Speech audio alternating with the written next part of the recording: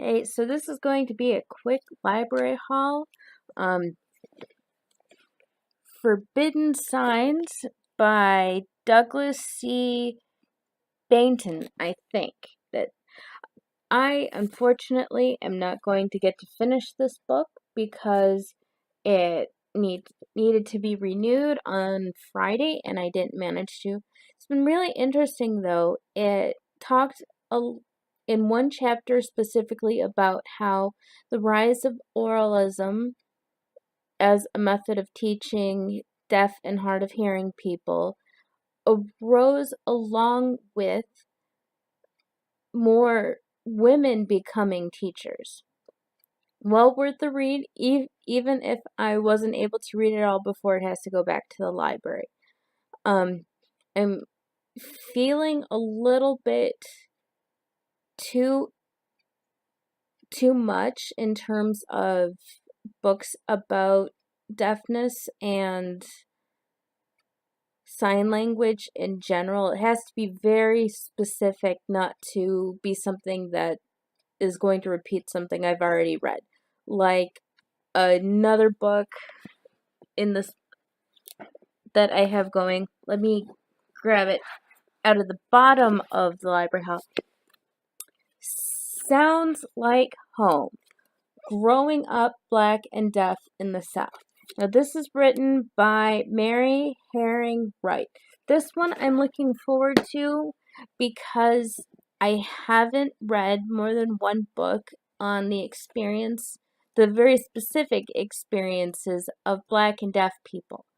And for my story, Two Houses, where B's parents are both Black and deaf and grew up in the United States South before Jim Crow, or not before it, but during Jim Crow. And of course, B herself is hard of hearing, so I wanted to have that specific experience that she would have. So that book, hopefully I will manage to finish it. And you see me shaking my head because my daughter just wandered out into the living room, and I'm hoping she will be quiet so I can actually get through this unscripted library haul. Now, I'm on to Destined to Witness by Hans J. Messacoy. I'm still hoping that I'm guessing right on his pronunciation of his last name. By a biracial boy, not getting the picture too well for. Okay, so my daughter felt the need to open the door, which was very loud and squealy, so I stopped. Hopefully I will be able to manage to edit most of that out. But Destined to Witness. I have about 2 weeks to finish this. Unfortunately, I've already renewed it once.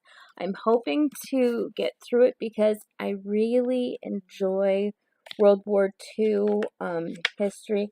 However, it is a 443-page book. It is an autobiography, and there are no footnotes, so I might do better actually finishing it in time.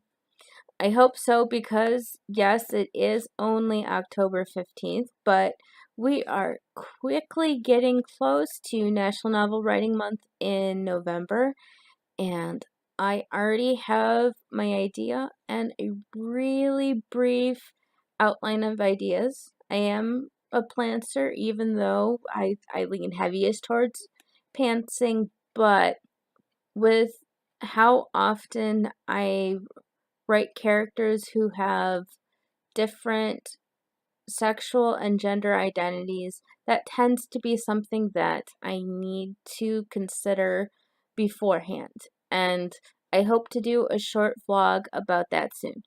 Although it'll be without books, so there will likely be Audrey Dolly rather than me trying to just deal with my face on yeah, of course. No Plot, No Problem by Chris Beatty. I'm reading it again. and I've probably memorized portions of it. That is written by Chris Beatty, who created the National Novel Writing Month. And that book is such a wonderful guide, and it has helps in it. I appreciate the fact that there are helps specific to each week of National Novel Writing Month, and the problems and possibilities of each week are outlined with suggestions. He also goes into some things to do with your book after National Novel Writing Month is finished. I have never managed to very successfully get through his after Nano suggestions, but I have found them enjoyable. And finally, the last library book I have on hand right now, Finding Zoe. The subtitle is A Deaf Woman's Story of Identity, Love, and Adoption. It's by Brandy Raris and Gail Harris. This one I'm looking forward to. I had gotten into a place where there were at least 2 or 3 different deaf culture books that I didn't finish one that was about, or didn't even start one that was about parenting deaf children, and I did not finish one called Made to Hear. You'll have to go to my other library haul, and I'll put that link up in a card for you. But I understood that the author of Made to Hear was approached learning about cochlear implants as an ethnographer. I just killed that word, sorry. But she was an observer. She wasn't trying to fix things. And I find a lot of the process of getting a cochlear implant to be very offensive. It's one thing if cochlear implants are used as tools to help. Both Amanda McDonough and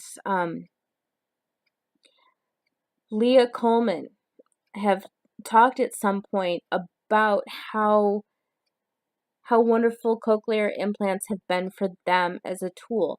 But it doesn't mean that those women aren't deaf anymore. Deafness is still part of their identity.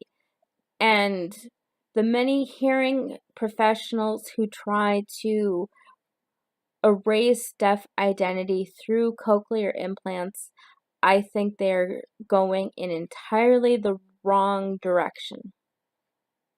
Let me see.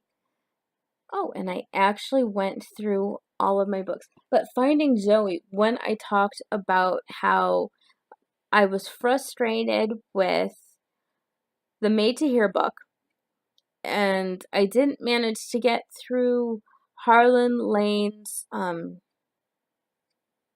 that also you'll have to see the title because it was in my other library haul and I can't remember it, but I tried to read something that Harlan wrote and published on his own before A Journey into the Deaf World. And I it got frustrated. It was too much that I had already read countless times before. And this time it was by a hearing person. And no matter how supportive Harlan Lane is or was, I'm not sure if he's still alive. I have to look that up in a second. But no matter how supportive Harlan is of deaf people and the deaf community, he's still a hearing person.